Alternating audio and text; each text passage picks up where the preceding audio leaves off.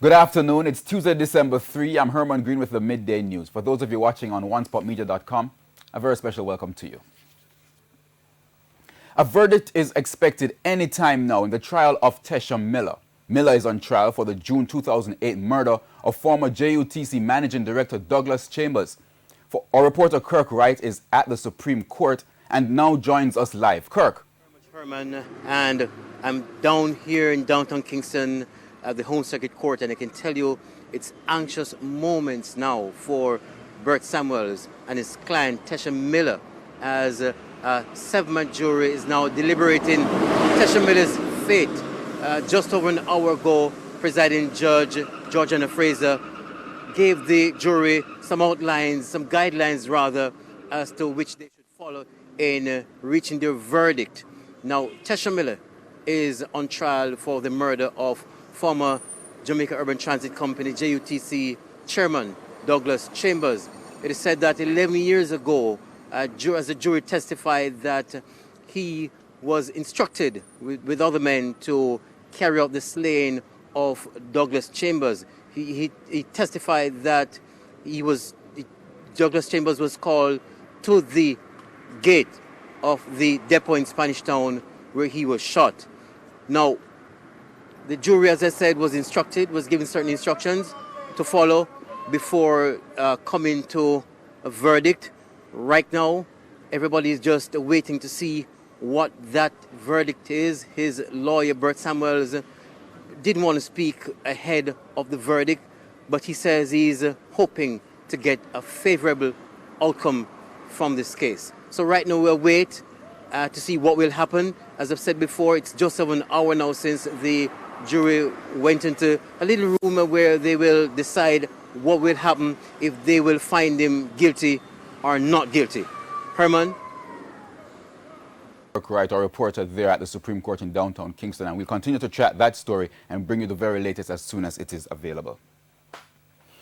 As the crime situation, especially murders, continues to worsen, recommendations from the Independent Commission of Investigations, INDECOM, on how to improve on the efforts of the police. INDECOM's boss, Terence Williams, gave the suggestions even as the commission continues to be criticized about them investigating members of the police force.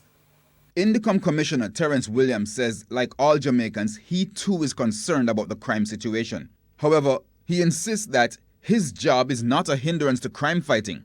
In fact, Mr. Williams made 3 recommendations that he believes will help the police to be more effective. Well, one suggestion, I think we need to have more technology, we need to have more CCTV in public spaces.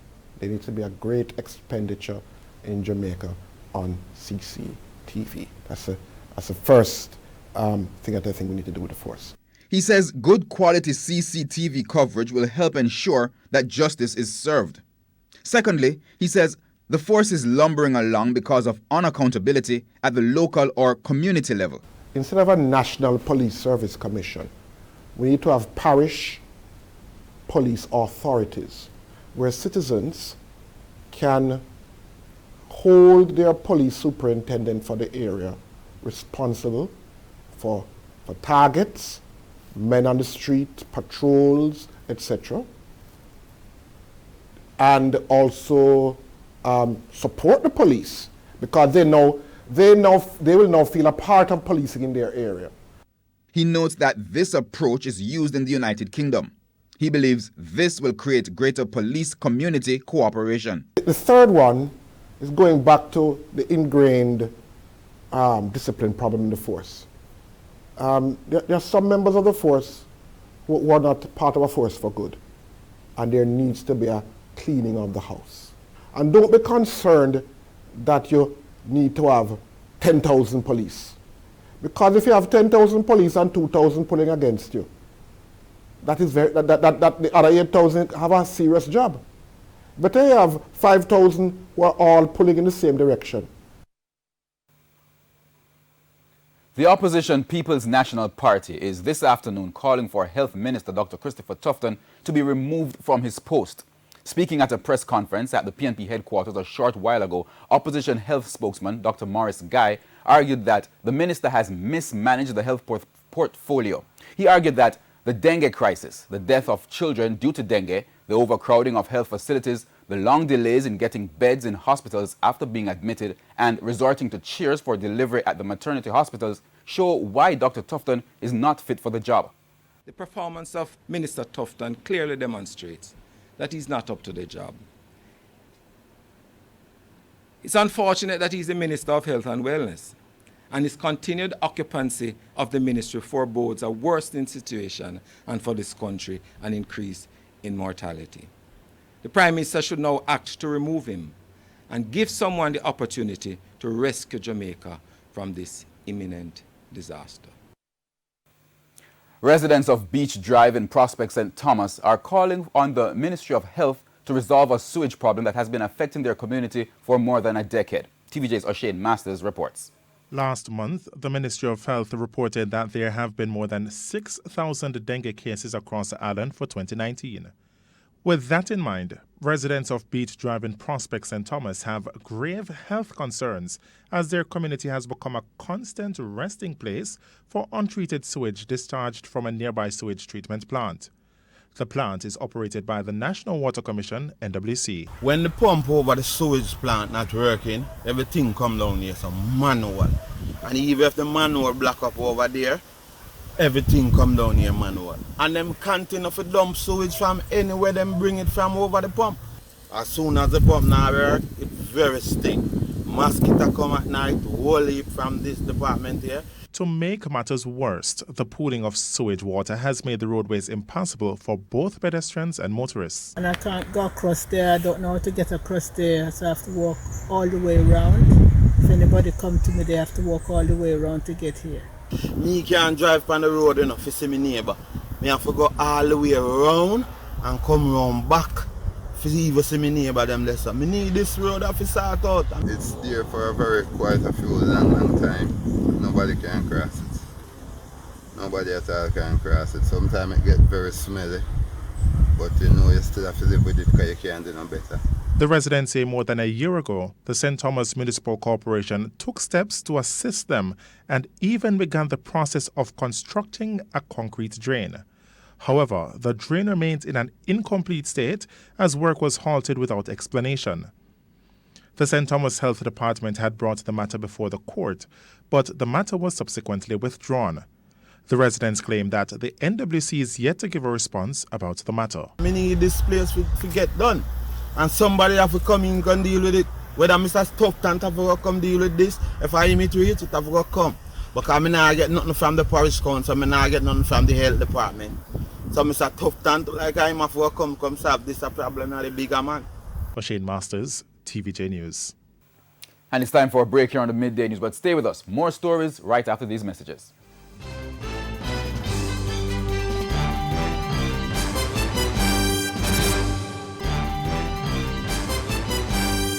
Welcome back, continuing the news.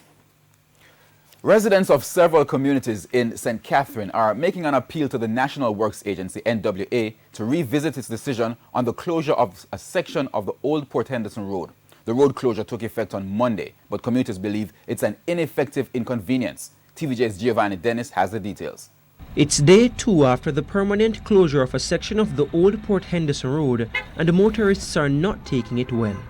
The National Works Agency made the decision to close the road to reduce traffic pileup along the Spanish Town bypass where it intersects Salt Pond Road. However, residents from communities like Orchard Villa and the Villa Palm Estate have expressed disappointment with the move. When you block off this road, a lot of the traffic that comes from Portmore will be going one way. So it can cause a major traffic from the stoplight back to Lime Tree. Because even with this road now, sometimes the traffic pile up from Lime Tree, go back on Westinco Road, come straight up. And yes, it's the only road that we have where we can drive, go out when the traffic pile up. He believes the closure is not an effective solution. If vehicle coming from this side, blocking the road and causing only a nightmare, what are the police for? Uphold the law, put the full force of the law to deal with it. That's what the law is there for. If I'm breaking the road act, the law is here to fix it. By blocking off the road because of few bad drivers, you convenient thousands of people. Yeah, you inconvenient thousands of people. And so, this appeal. I would like to appeal to the relevant authority, rethink, look into what you're doing.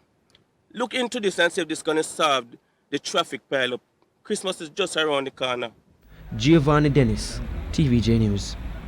Minister of Local Government Desmond McKenzie is bemoaning the shortcomings of the country's emergency systems, especially if faced with a tsunami.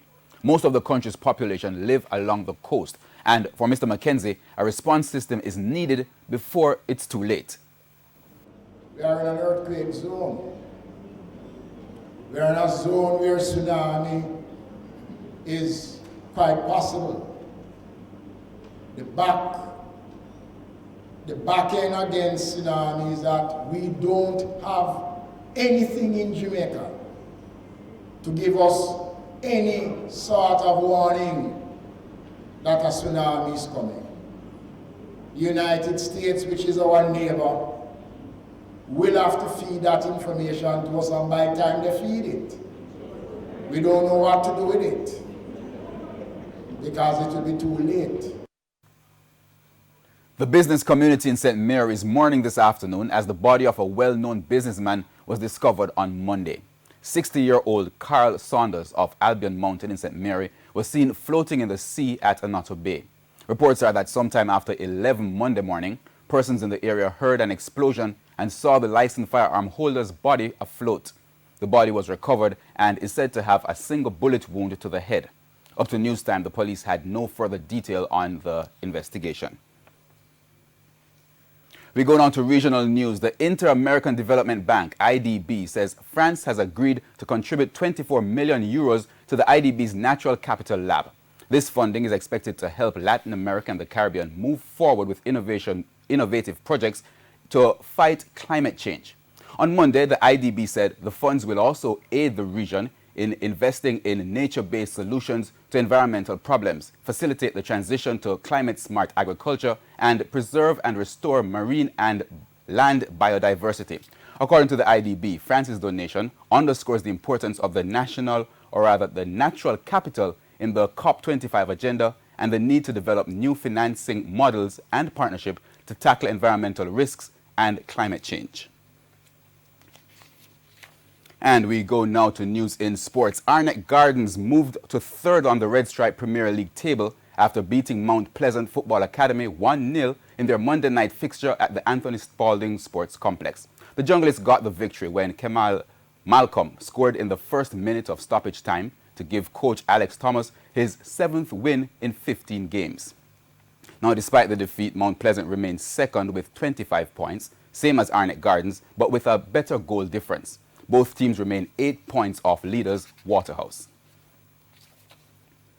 And still on football, the Manchester Football Association completed their annual general meeting on Sunday, where Baron Barry Watson was returned as president to serve for the next 4 years. Having served out the last 2 years as president to complete the term started by now JFF General Secretary Dalton Wint, Watson received his own 4-year mandate from the delegates. He was elected unopposed at the association's AGM and will have Dudley Powell and Janice Grant as first and second vice presidents. Latoya Clark will serve as treasurer and Omar Robinson as general secretary. His committee members are Brian Sterling, Michael Plummer, Marvin Adams, Craig Lamond, and Derek Reed. I want to bring the football in Manchester to another level. We had some presidents before, did some good foundation work, and I just want to continue to build on that. Watson says he'll be paying special attention to the structure of the clubs in the parish. The clubs, in terms of properly structured, ensure that they understand the whole governance of football, not only in Manchester but in Jamaica. We really need to place some emphasis on that. The clubs, them are not properly structured. So I intend to get JFF and bodies like SDC to really come and assist us to structure the clubs them properly so that they will be able to function better as a club. And that wraps up the Midday News. I'm Herman Green. Please join us at 7 for the Primetime News Package. On behalf of the News, Sports and Production teams, good afternoon.